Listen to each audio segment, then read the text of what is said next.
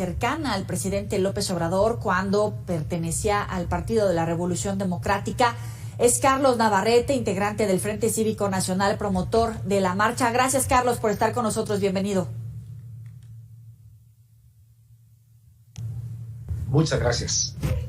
Te pregunto, ¿cuál es el objetivo de convocar a esta marcha para defender al INE el próximo 13 de noviembre? Porque hay convocatoria en varios estados del país, en Estados Unidos, en España. ¿Qué quieren con esta marcha?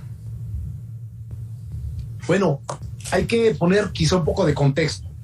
Hace más de 30 años, el gobierno organizaba las elecciones. El gobierno y su partido eran una sola cosa.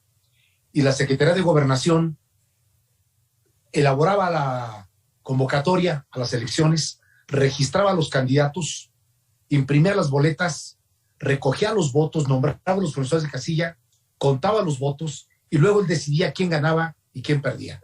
Obviamente, los candidatos del partido oficial siempre ganaban a la buena o a la mala.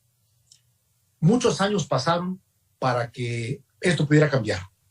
Reformas sucesivas en el Congreso, exigencia de la oposición, manifestaciones masivas, luchas parlamentarias y finalmente logramos quitarle al gobierno el control de las elecciones y entregárselo a un órgano autónomo, un órgano no dependiente del gobierno ni de los partidos, cuyos consejeros son elegidos por la Cámara de Diputados con presupuesto propio, que organiza la elección y que determina quién ganó y quién perdió. Y si hay inconformidades, estas se dirimen en el Tribunal Electoral. Bueno, pues todo esto pretende ser anulado prácticamente con una reforma constitucional que el presidente envió a la Cámara de Diputados. Somos muchos quienes vivimos a esa época hace más de 30 años y quienes nos oponemos a esta reforma que es regresiva, que es antidemocrática, que es terminar de un solo golpe con la autonomía del INE, y por eso se ha convocado una gran marcha. En realidad, muchas marchas, van a ser más de 40 en todo el país. La más grande será en la Ciudad de México el 13 de noviembre, el domingo próximo. Nos vamos a concentrar a las 10:30 de la mañana en el Ángel de la Independencia y vamos a marchar pacíficamente, ordenadamente, muchos miles de ciudadanos que comparten esta opinión hasta el Monumento de la Revolución. Y ahí un solo orador, una sola intervención va a sintetizar el objetivo de la marcha.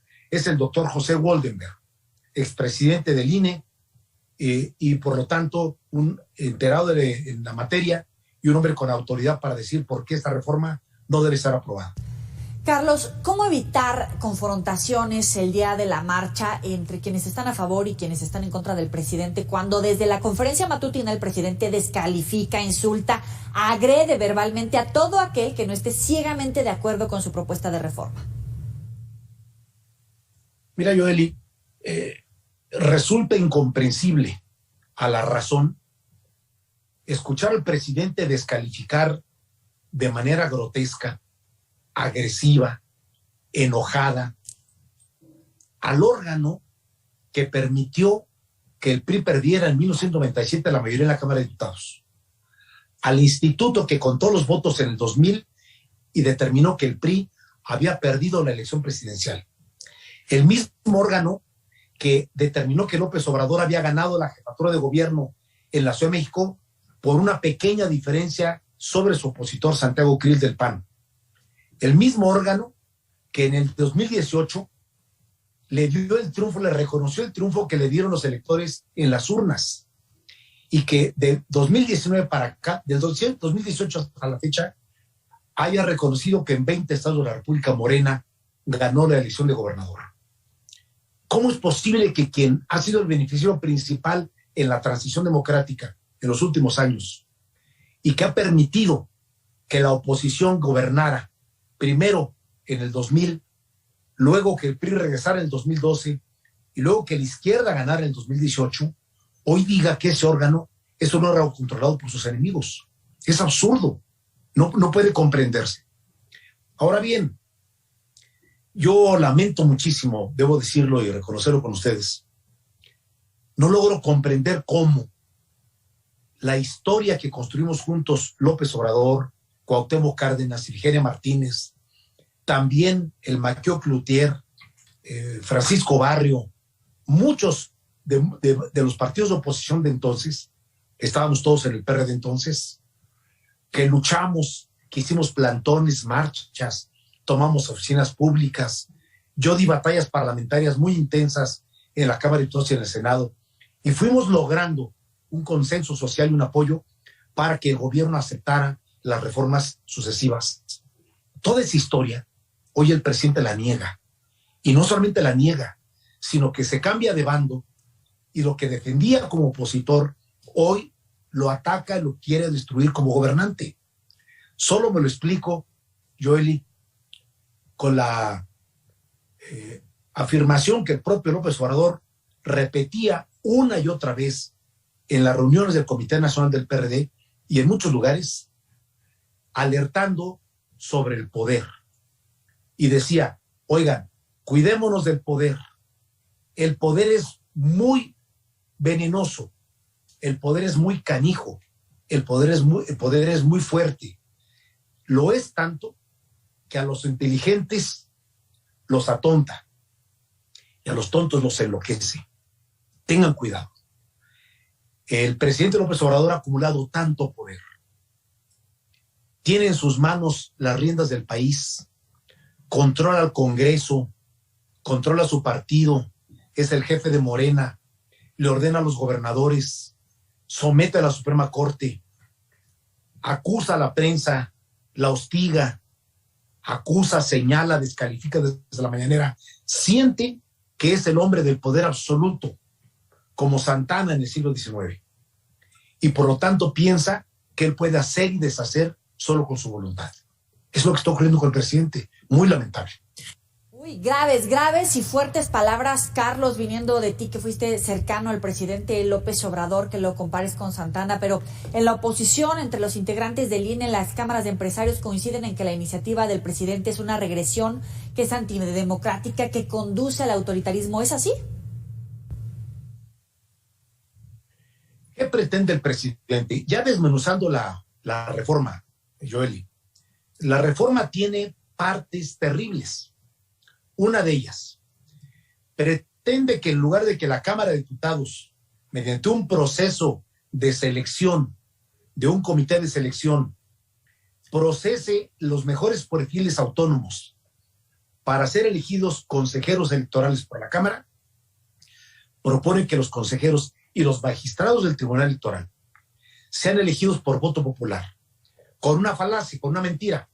No le tengan miedo al pueblo, que el pueblo elija. A ver, él quiere que los que vayan a ser elegidos, los candidatos que vayan a ser elegidos, se compongan de la siguiente manera: que el presidente de la República proponga 20 nombres, que las dos cámaras propongan 20 nombres, donde él tiene mayoría relativa en ambas cámaras, y que el Poder Judicial proponga 20 nombres, donde tiene algunos aliados entre los ministros. 20 de él, 20 de Morena, y por lo menos la mitad del Poder Judicial, 50. De los 60, él quiere proponer 50. Y luego, como va a ser una elección a urna abierta, a urna en todo el país, entonces quiere que esos 60 hagan campaña en el país, que recorran, que hagan mítines, que hagan conferencias, que hagan lo que hacen los candidatos de los partidos. Y entonces Morena los va a arropar como sus candidatos, y mediante ese mecanismo y esa maniobra apoderarse de todo el Instituto Nacional Electoral, de todo el Consejo.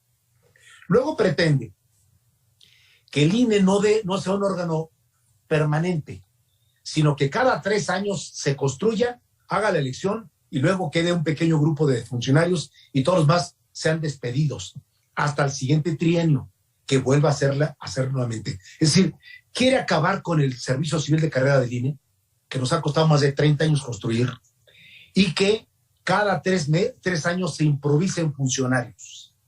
Eso es inaceptable, totalmente inaceptable. Quiere que el padrón electoral, que la credencial de elector, no la haga el INE ni la actualice el INE. Él dice que el registro civil puede llevar el control de quiénes nacen, quiénes mueren, quiénes cumplen 18 años y expedir la credencial. Sí, el registro civil y la coordinación nacional está en manos de la Secretaría de Gobernación. O sea, quiere regresar a Gobernación el control del padrón para que tú y yo vayamos a Gobernación a que nos den nuestra credencial o nos la quiten o nos rasuren del padrón, como ocurría hace 35, 40 años. Todas las propuestas son regresivas, totalmente regresivas. Y por supuesto que el presidente lo que quiere, apunta hacia allá su intención, es, sabiendo que él se va en octubre de 2024, quiere dejar sucesora.